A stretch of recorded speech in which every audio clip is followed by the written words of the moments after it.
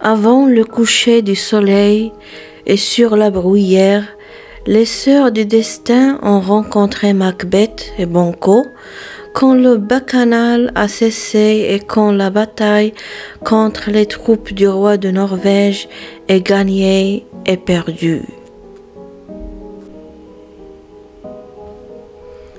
Cette assistance surnaturelle semble vouloir les couronner en les renvoyant à l'avenir par ces paroles « Salut toi qui seras roi ».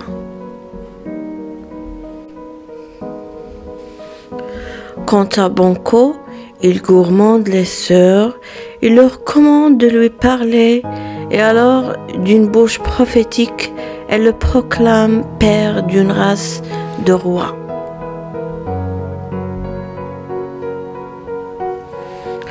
Les sœurs ont placé sur la tête de Macbeth une couronne sans fruits et ont placé dans ses mains un sceptre stérile que lui arrachera un bras étranger sans qu'aucun fils sorti de lui le succède.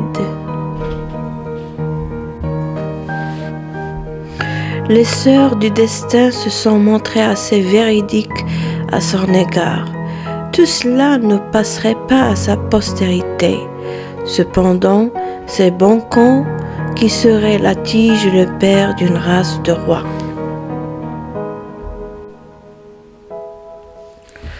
Au palais royal, Duncan, le roi d'Écosse, est informé de la victoire de Macbeth et s'apprête à régler lui-même la mesure de son salaire et de sa reconnaissance. Pourtant, Duncan reconnaît qu'il lui est dû plus qu'on pourrait acquitter en allant au-delà de toute récompense possible. Duncan ordonne de saluer le brave Macbeth de sa part Tan de Cawdor, après avoir donné l'ordre d'abattre le Tan ancien de Cawdor qui a trahi ses intérêts confidentiels.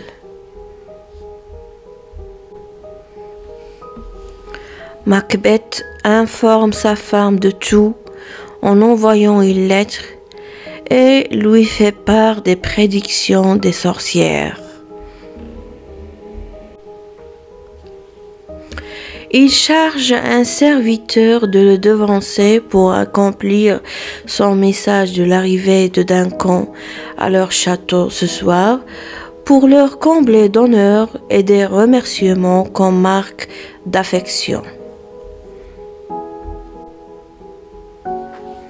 À présent, Lady Macbeth, ambitieuse, pousse son époux à tuer le roi.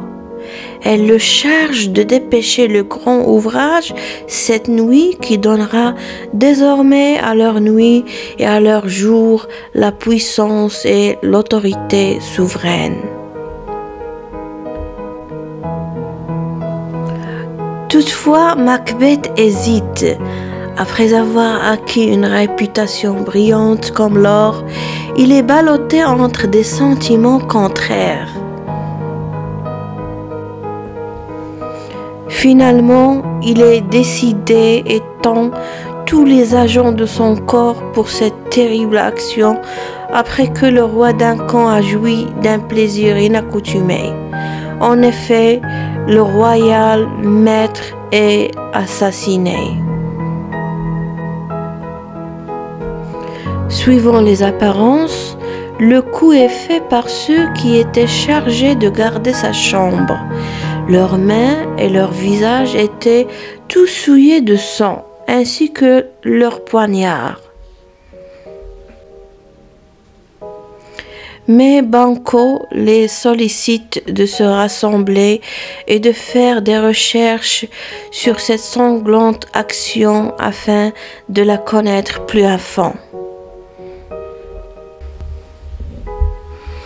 Les deux fils princiers, Malcolm et Donalbain, se retirent en Angleterre et en Irlande successivement, en voyant des poignards dans les sourires. Les 2 fils du roi ont disparu et se sont sauvés, ce qui fait tomber sur eux le soupçon du crime. À présent, il n'y a que Banquo dont l'existence inspire de la crainte à Macbeth. Il intimide son génie, comme César, dit-on, celui de Marc-Antoine. Leur inimitié est si sanglante que chaque minute de son existence le frappe dans ce qui tient de plus près à la vie. Il recherche l'assistance des assassins en cachant cette action à l'œil du public pour beaucoup de raisons importantes. Ainsi, Banquo est attaqué avec trahison, mais son fils Fléance s'est sauvé pour le venger plus tard. Alors qu'il est attablé en compagnie de ses courtisans, le roi voit le fantôme de Banquo chaque fois qu'il prononce son nom et réclame sa présence. Lady Macbeth s'efforce en vain de rassurer les convives inquiétés par les hallucinations et le délire de son époux.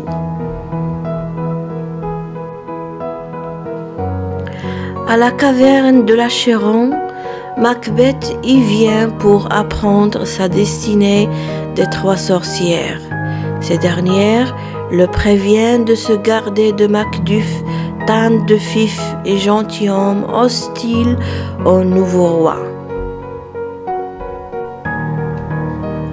Aussi, il apprend des 3 sorcières que nulle humaine née d'une femme ne pourra lui nuire et qu'il jamais ne sera vaincu jusqu'à ce que la grande forêt de Birnam marche contre lui vers la haute colline de Dunsinane. Troublé par la dernière apparition de 8 rois de la descendance de Banquo, Macbeth fait exterminer toute la famille de Macduff et fait passer au fil de l'épée tout ce qui a le malheur d'être de sa race. Quant à Lady Macbeth, elle souffre à présent d'une démence en se culpabilisant la mort de la femme de Macduff et le trépas de Banquo, et va bientôt s'éteindre. Quant à son époux Macbeth, il semble un personnage d'un scénario inventé par d'autres. Il n'arrête pas de répéter les prédictions balancées par les 3 sorcières.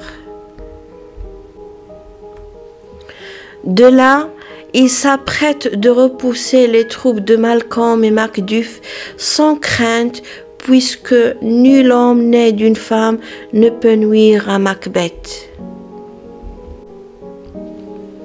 Il se croit invulnérable, mais au moment de succomber sous les coups de Macduff, il apprend que celui-ci a été arraché du ventre de sa mère avant terme.